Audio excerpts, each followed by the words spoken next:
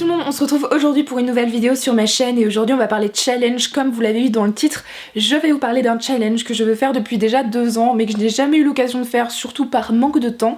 Et cette année, dû au confinement, finalement je vais avoir le temps de participer à ce challenge qui se déroule sur 2 mois, le mois d'avril et le mois d'août, et dont je vais vous parler aujourd'hui. J'ai décidé donc de participer au Magical Readathon de l'année 2020 qui s'appelle les Hauls de la 3e année, mis en place par la booktubeuse anglophone Book Roast.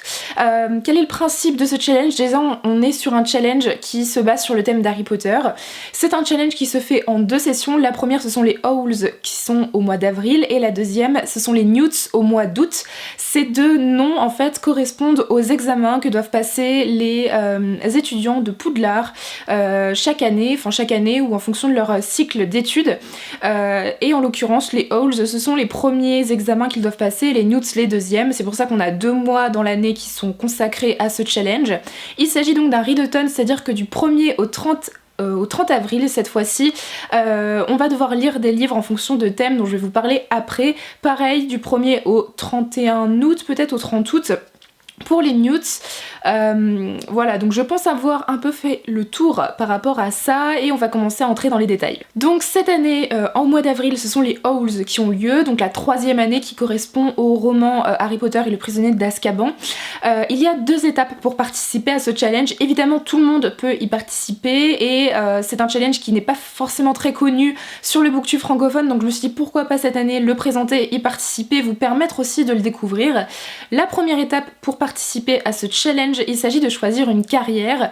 Donc la booktubeuse Book Roast a fait tout un guide avec toutes les carrières de sorciers que l'on peut faire après ces examens. Évidemment c'est quelque chose de fictionnel et on doit choisir en fait un métier ou plusieurs en fonction du nombre de livres qu'on souhaite lire et en fonction des sujets qui nous sont donnés. C'est-à-dire que si je choisis une carrière, et ben pour cette carrière je vais avoir tant de livres qui correspondent à tant de catégories à lire et je devrais continuer avec ce métier au mois d'août pour les Newts pour valider finalement cette carrière et pouvoir la faire. Le but ici c'est de faire une sorte de continuité entre le mois d'avril et le mois d'août et de lire un maximum de livres en fonction de vos capacités.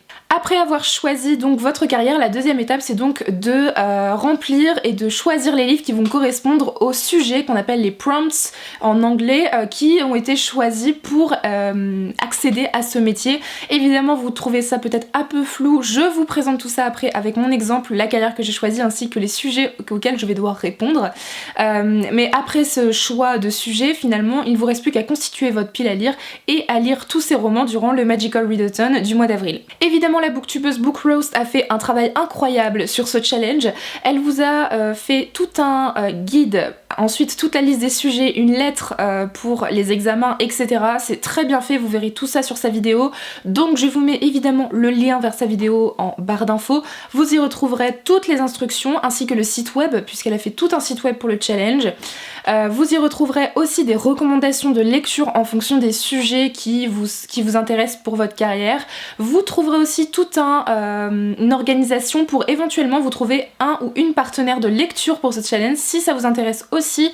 Et vous pouvez aussi retrouver le formulaire à la fin du challenge pour remplir le nombre de livres que vous avez lus et le nombre de pages pour faire une sorte de récapitulatif de la part de tous les participants et participantes du challenge. Voilà, donc évidemment je vous mets sa vidéo en barre d'infos ainsi que le site web et vous pouvez retrouver tout ça là-dessus. Du coup on passe à la partie la plus intéressante pour vous et aussi pour moi. Il s'agit de présenter ma pile à lire en fonction de la carrière que j'ai choisie.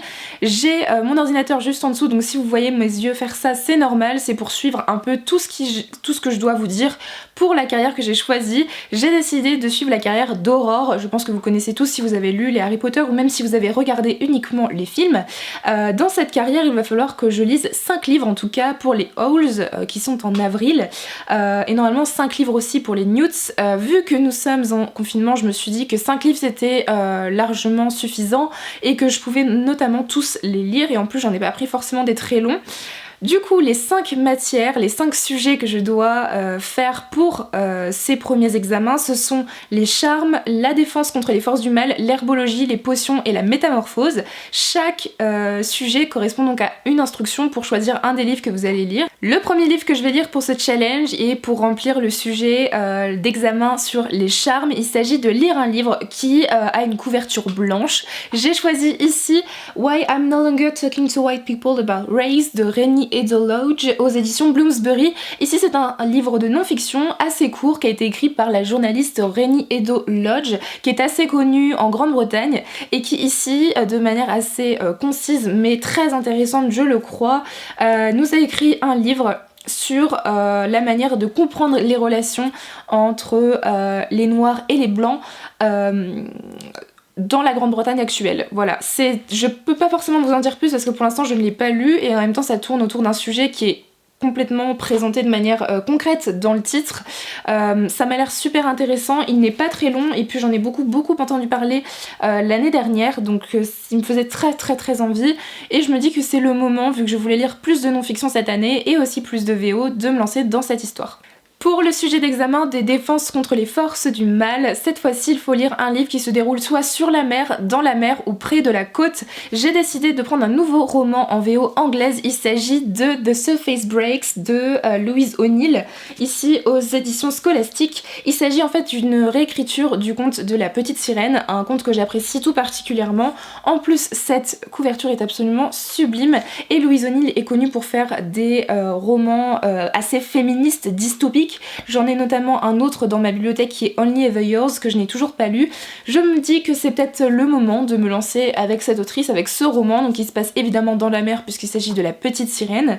Voilà, j'ai hâte de m'y plonger, c'est pareil, il est assez court mais c'est de la VO anglaise donc il sera quand même lu un peu plus lentement et j'espère honnêtement passer un bon moment avec cette histoire. Ensuite pour le sujet d'examen de l'herbologie, il faut que je lise un livre dont le titre commence par la lettre M. J'en ai pas eu beaucoup je vous avoue et j'ai décidé de me replonger dans de la non-fiction, cette fois-ci avec Mythos de Stephen Fry aux éditions Penguin. C'est encore de la VO anglaise, je vous promets, c'est le dernier, mais c'était aussi un livre que je voulais lire dans ces 20 livres que je voulais lire pour 2020, donc je me dis que c'est le moment. Ici ce sont aussi des réécritures, mais cette fois-ci des mythes grecs qui nous sont narrés par Stephen Fry.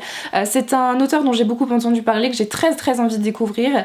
J'aime énormément la mythologie grecque, c'est une mythologie que je découvre depuis que je suis petite et que j'aime énormément et j'ai hâte honnêtement de me plonger dans cette histoire, dans ce livre de non-fiction et j'avais déjà lu quelques pages il y a un moment de cela et ça m'avait quand même bien plu, donc en plus la couverture est aussi sublime, c'est le moment de m'y lancer pour ce mois d'avril. Ensuite pour le sujet des potions, il faut lire un livre qui a moins de 150 pages, finalement j'en ai pas beaucoup, les seuls livres que j'ai de moins de 150 pages ce sont des pièces de théâtre, donc j'ai décidé de choisir Bérénice de Racine. Ici c'est dans les éditions Larousse, petit classique, c'est des éditions que j'apprécie beaucoup et j'en avais trouvé pas mal en occasion, donc je me suis dit pourquoi pas me lire Bérénice. J'avais envie de continuer Racine depuis que j'avais lu Iphigénie, ça va être le cas avec Bérénice cette fois-ci. Je ne sais pas vraiment de quoi ça parle et vu que c'est assez court, je vous avoue que je n'ai pas forcément envie d'en découvrir plus. C'est évident qu'il fait moins de 150 pages, il ne paraît pas comme ça, mais avec toutes les explications documentaires, puisque ce sont en général des éditions qui sont plutôt destinées à des études littéraires, je n'ai pas forcément... Il y a beaucoup moins de 200 pages ici, je suis sûre qu'on atteint moins de 150 pages, donc voilà, j'ai hâte de me replonger dans une pièce de théâtre de Racine et puis ça fait un moment que je me suis pas plongée dans une pièce de théâtre en elle-même, donc ça va me faire beaucoup de bien. Et enfin pour le sujet de la métamorphose avec le 5e livre, il faut lire ici un livre ou une série qui inclut de la métamorphose, donc un personnage qui se métamorphose en général, c'est l'idée. Ici j'ai décidé de finir une saga avec le tome 5 des Héros de l'Olympe, le sang de l'Olympe de Rick Riordan aux éditions Le Livre de Poche Jeunesse, encore de la mythologie grecque cette fois-ci mais c'est de la fiction. C'est le 5e tome d'une saga que j'aime énormément, j'ai envie de lire d'autres sagas de Rick Riordan et aussi connaître la conclusion de celle-ci, donc je me dis que c'est le moment et puis il fait aussi partie ce roman des livres que je souhaite finir en 2020. Ça me permet de finir une saga, de me plonger dans d'autres histoires et puis bon j'ai envie de connaître cette conclusion enfin. Évidemment dans les personnages que vous voyez juste ici il y en a un qui se métamorphose, c'est pour ça que je l'ai choisi.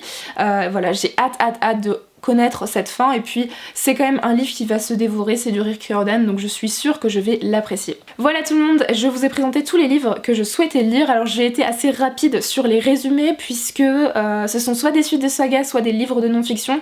Il n'y a pas forcément beaucoup de choses à en dire, mais j'espère du coup que ce challenge vous tente. N'hésitez pas, s'il vous tente, à me mettre en commentaire votre pile à lire, soit me la mettre sur les réseaux sociaux ou le faire en vidéo, en post sur votre blog, etc. Je serais super contente de voir vos piles à lire, et n'hésitez pas à mettre le hashtag Magical Readathon 2020 pour y participer. En tout cas voilà, j'espère vous avoir permis de découvrir ce challenge qui a l'air juste génial. J'ai hâte de commencer ces romans, et du coup n'hésitez pas à me dire si les livres que je vous ai présentés vous tentent ou si vous les avez déjà lus, et du coup moi je vous souhaite de très bonnes lectures et je vous dis à très bientôt dans une prochaine vidéo. Bye!